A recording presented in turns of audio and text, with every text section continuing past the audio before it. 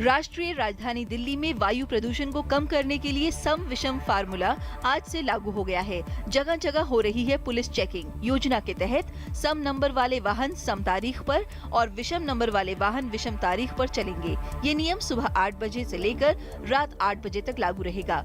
सम विषम योजना का उल्लंघन करने वालों को 2000 रुपए का जुर्माना देना होगा। नई आशाओं और नए सपनों के साथ पूरे धूमधाम से साल 2016 का आगाज हो गया है। दुनिया भर में सबसे पहले न्यूजीलैंड के ऑकलैंड में नए साल ने दस्तक दी। भारत समेत पूरी दुनिया में नए साल का जश्न धूमधाम से मनाया गया। लोगों ने एक दूसरे को बधाइयां देकर नए साल का स्वागत किया। संसद की कैंटीन में मिलने वाले व्यंजनों की कीमतें आज से बढ़ जाएंगी। कैंटीन में रियायती दरों पर खाना परोसे जाने को लेकर समय समय पर होने वाले विवादों को देखते हुए कीमतों में बढ़ोतरी की गई है। संसद की कैंटीन अब गैर मुनाफा गैर नुकसान के आधार पर काम करेगी। प्रधानमंत्री नरेंद्र मोदी ने सभी राजनीतिक दलों से नए साल में ये संकल्प करने की अपील की है कि वे संसद में काम होने देंगे और गरीबों के हित में काम करेंगे। प्रधानमंत्री ने दिल्ली मेरठ एक्सप्रेस मार्ग परियोजना की आधारशिला रखने के दौरान ये अपील की। 7,566 करोड़ रुपए की लागत से बन रहे 14 लेन के इस एक्सप्रेसवे से दिल्ली मेरठ का 70 किलोमीटर का सफर 40 से 45 मिनट में तय होगा। प्रधानमंत्री नरेंद्र मोदी ने केंद्र सरकार के सचिवों से सुशासन, रोजगार सृजन, शिक्षा, स्वास्थ्य, किसान कल्याण, स्वच्छ भारत और ऊर्जा दक्षता सहित विभिन्न क्षेत्रों में व्यापक बदलाव के लिए नए सुझाव देने के लिए कहा है। नई दिल्ली में सचिवों के साथ बैठक में उन्होंने कहा कि मुख्य ध्यान लोगों के जीवन स्तर में सुधार पर होना चाहिए। दिल्ली में नर्सरी एडमिशन की प्रक्रिया आज से शुरू हो रही है। प्राइवेट स्कूलों में इकोनॉमिक वीकर सेक्शन और डिसएडवांटेज्ड ग्रुप के लिए भी ऑनलाइन एडमिशन 1 जनवरी से शुरू हो रही है। पहली बार ईडब्ल्यूएस और डीजी ग्रुप में एडमिशन प्रक्रिया ऑनलाइन की गई है।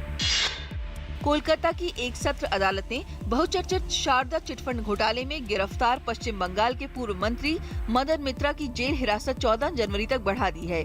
मित्रा को 20 नवंबर को हिरासत में लिया गया था। बांग्ला की प्रतिष्ठित लेखिका और मैग्सेसे पुरस्कार विजेता महाश्वेता देवी को कोलकाता के अस्पताल बेलव्यू में भर्ती किया गया है। फिलहाल उनकी हालत स्थिर बताई जा रही है। महाश्वेता देवी को उनकी कृति अरण्येर अधिकार फिल्म 1084 की मां की पटकथा के लिए जाना जाता है। केंद्र सरकार ने काले धन पर अंकुश लगाने के उद्देश्य से 2 लाख रुपए से अधिक के सभी तरह की सेवाओं और वस्तुओं के लेन देन के लिए स्थायी खाता संख्या यानी पैन का उल्लेख करना अनिवार्य बना दिया है। भुगतान का तरीका चाहे नकद हो या चेक से या डेबिट या क्रेडिट कार्ड से या किसी अन्य तरीके से, ये सब पर लागू होगा। ये आदेश आज से प्रभावी होगा। राष्ट्रीय राजधानी क्षेत्र में सीएनजी स्टेशनों पर अब आधी रात से सुबह 5 बजे तक रियायती दर पर सीएनजी मिलेगी। इस अवधि में इसकी कीमत 1.5 रुपए प्रति किलोग्राम कम रहेगी। लोगों को सीएनजी पंप पर इंतजार न करना पड़े, इसके लिए नई पहल की जा रही है। पेट्रोल की कीमत में 63 पैसे प्रति लीटर और डीजल में 1 रुपए 6 पैसे प्रति लीटर की कमी की गई है।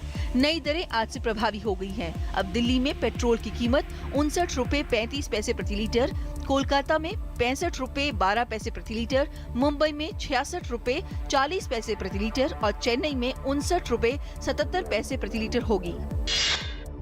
पाकिस्तानी गायक अदनान सामी आज से भारतीय नागरिक बन गए हैं। भारत को अपना दूसरा घर मानने वाले अदनान सामी पिछले कुछ महीनों से भारत में थे। उनके पासपोर्ट की अवधि इस वर्ष 26 मई को समाप्त हो गई थी, लेकिन पाकिस्तान ने उनकी अवधि नहीं बढ़ाई। इसके बाद अदनान सामी ने भारत सरकार से मानवीय आधार पर भारत में रहने देने के लिए अनुरोध किया था। दुबई में दुनिया की सबसे ऊंची गगनचुंबी इमारत बुर्ज खलीफा के पास स्थित एक होटल में भीषण आग लग गई। इस घटना में अभी तक किसी के हताहत या घायल होने की सूचना नहीं है। होटल में आग ऐसे समय में लगी जब बुर्ज खलीफा में नए साल का जश्न चल रहा था। बेल्जियम की राजधानी ब्रसल्स में नए साल के मौके पर हमले करने की कथित साजिश से जुड़े 6 लोगों को हिरासत में लिया गया है। इन लोगों को ब्रसल्स के बाहरी इलाकों में छापेमारी के दौरान हिरासत में लिया गया। बेल्जियम में चरमपंथी हमलों की आशंका के चलते नए साल के मौके पर की जाने वाली आतिशबाजी भी रद्द कर दी गई। भारत दक्षिण एशियाई football federation Saif cup tournament के फाइनल में पहुंच गया है, जहां उसका सामना अफगानिस्तान से होगा। तिरुवनंतपुरम में पहले सेमीफाइनल में भारत ने मालदीव को 3-2 से पराजित कर रिकॉर्ड 10वीं बार फाइनल में जगह बनाई। दूसरे सेमीफाइनल में अफगानिस्तान ने श्रीलंका को 5-0 से हराकर फाइनल में प्रवेश किया। भारत और अफगानिस्तान के बीच फाइनल मैच रविवार को खेला जाएगा।